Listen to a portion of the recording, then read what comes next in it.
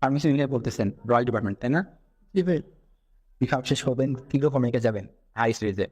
ইনশাল্লাহ ভাই। ইউরোপ আমেরিকাতে লাইফস্টাইল উন্নত, রিসার্চের সুযোগ সুবিধা বেশি। সে তুলনায় তো মুসলিম কান্ট্রিগুলোতে অনেক সুযোগ সুবিধা কম থাকে। আসলে এটা হলো বাস্তবতা, তাই না?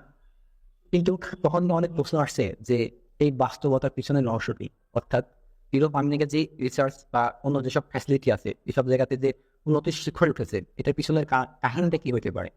এটা কি কখনো মনে হয়েছে? না ভাই, চলেন আজকে এই বিষয় নিয়ে কথা বলি। আমরা ছোটকাল থেকে যেটা পড়ে এসেছি বা যেটা আমাদেরকে পড়ানো হয়েছে সেটা মূলত ইউরোসেন্ট্রিক, যেখানে বিজ্ঞানের গল্প শুরু হয়েছে প্রাচীন গ্রিস থেকে।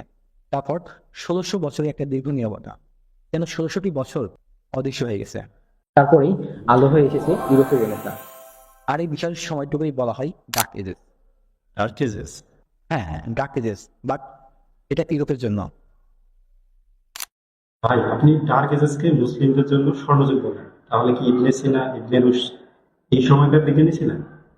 হ্যাঁ, তারা মূলত এই সময়ই বিজ্ঞানী ছিলেন, কিন্তু আপনি একটা বিষয় দেখেন, ইউরোপের এই যতগুলো বিজ্ঞানী ছিল তারা কিন্তু তাদের নামগুলোকে লিখিত করছে। যেমন ইংরেজিনা, আমরা হয়তো তাকে ইংরেজিনা বলে জানি বাংলাতে, বাট পুরো ইউরোপে তাকে বলা হয় অ্যাভিসিনা। ইবনে রুশকে বলা হয় অ্যাভিউস। তারপরে জাবির ইবনে হায়ান, তাকে কি বলা হয়? জাবির। অর্থাৎ এইভাবে তারা নামটাকে লিখিত করছে যেন আমাদের সামনে সত্যটা স্পষ্ট না হয়। আচ্ছা ভাই, মুসলিমরা কেন এত এগিয়ে গিয়েছিল? কারণ তাদের বিজ্ঞান চর্চার মূল কেন্দ্রবিন্দু ছিল কোরআন, হাদিস এবং শরিয়া। আপনি দেখেন, ইসলামে ইলম মানে শুধু ধর্মীয় জ্ঞান নয়, এখানে আছে পরীক্ষা নিরীক্ষা, যেটাকে বলে ইম্পিরিক্যাল নলেজ। এই জন্য দেখবেন অধিকাংশ আলেমগণ বলছেন অভিসারের সামঞ্জস্যপূর্ণ বিজ্ঞানও ইলমেরই অংশ। আপনারা যদি একটা এক্সাম্পল দেখেন, আড়াইশ শাস্ত্র বা উত্তরাধিকার বন্টন এর জন্য যে বীজগণিত, এটা তারা ইবাদত মনে করতো।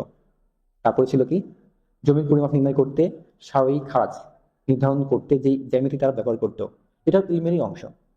আবার দেখেন, হাদিসে আছে প্রত্যেক রোগেরই চিকিৎসা আছে। সেজন্য আমাদের বিজ্ঞানীগণ গবেষণা করতে শুরু করেছেন, রোগের কারণ খুঁজছেন এবং নতুন চিকিৎসা বের করেছেন।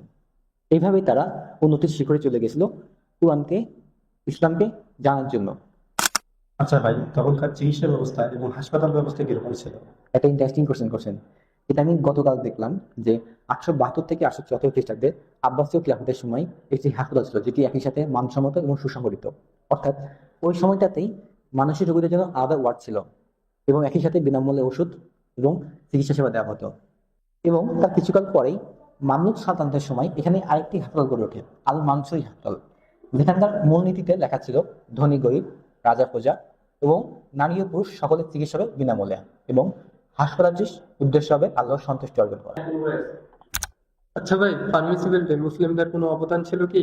অবশ্যই, কেন থাকবে না? আমরা যেমন বিফার্ম শেষ করে এগেট ফার্মাসিস্ট হচ্ছি, ঠিক তেমনই খেলাফতের আমলে ফার্মাসিস্ট একটি স্বাধীন পেশা ছিল। অর্থাৎ তার নিজস্ব ফার্মেসি পরিচালনা করতেন, যেটা মূলত ছিল পরিবার কেন্দ্রিক, এবং তারা খেলাফতের কঠোর তত্ত্বাবধানে ওষুধ প্রস্তুত করতেন।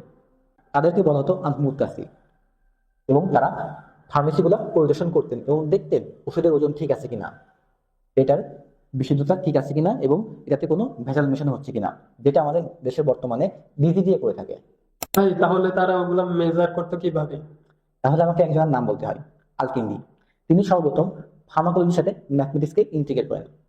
তিনি ওষুধের পটেন্সি, ড্রাগ রেসপন্স এবং থেরাপিউটিক ইন্ডেক্স বের করার সূত্র বের করেন। আপনারা ফর্মুলা করছেন না, জি ভাই।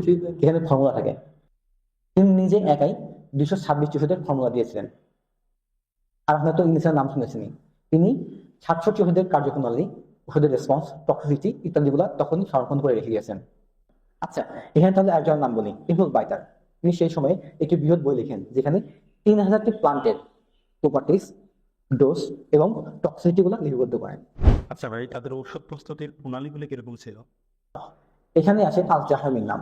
তিনি সর্বপ্রথম ডিসটিলেশন এবং সাবলিমেশন প্রযুক্তি ব্যবহার করে নতুন ওষুধ প্রিপারেশনের পথ দেখান, এবং তিনি একই সাথে ট্যানকাট প্রযুক্তি ব্যবহার করে অভ্যন্তরীণ সেলাই করেন। আর এই অভ্যন্তরীণ সেলাই থেকেই আমাদের যে বর্তমান ক্যাপসুল আছে না, এই ক্যাপসুলের মতো ড্রাগ ডেলিভারি সিস্টেমের উদ্ভব হয়।